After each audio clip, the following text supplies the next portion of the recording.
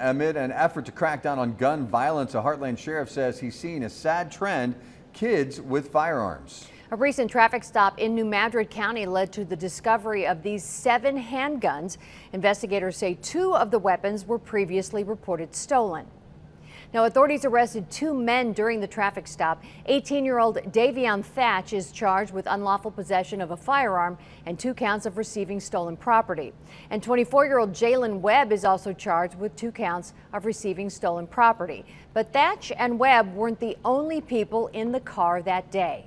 Investigators say 2 teenagers in the vehicle were turned over to juvenile authorities. As Ellie Mueller reports, kids and guns continues to be an issue for authorities in New Madrid County. Across southeast Missouri, we're seeing a dramatic rise, and we're specifically seeing it in our county. Getting guns out of the hands of criminals is always a priority for New Madrid County Sheriff Joey Higgerson. But lately, he says he's noticed a concerning trend. Probably the most alarming thing is a lot of what we're seeing now is younger and younger.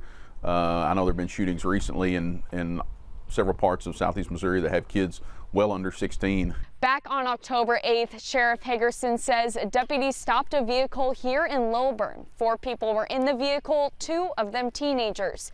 The sheriff says deputies also found 7 handguns, 2 of which were reported stolen. We have a low tolerance for any sort of crime that involves a gun, whether it just be unlawful possession with a stolen firearm. Michelle Atchley is the chief juvenile officer for New Madrid County. She says they've seen an increase in youth gun violence in the last 3 years.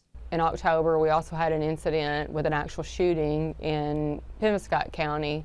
And then, as everybody knows, Scott County had that shooting just recently as well. To combat the issue of youth violence, Sheriff Higgerson says he often meets with leaders outside of the sheriff's office. Pretty regularly, especially with school superintendents and school principals, about how problems in the school are spilling out onto the street and things that we can do to help curb some of that. In New Madrid, Ellie Mueller, Heartland News. Higgerson and Ashley both urge parents and guardians to be more involved in helping prevent juvenile crime.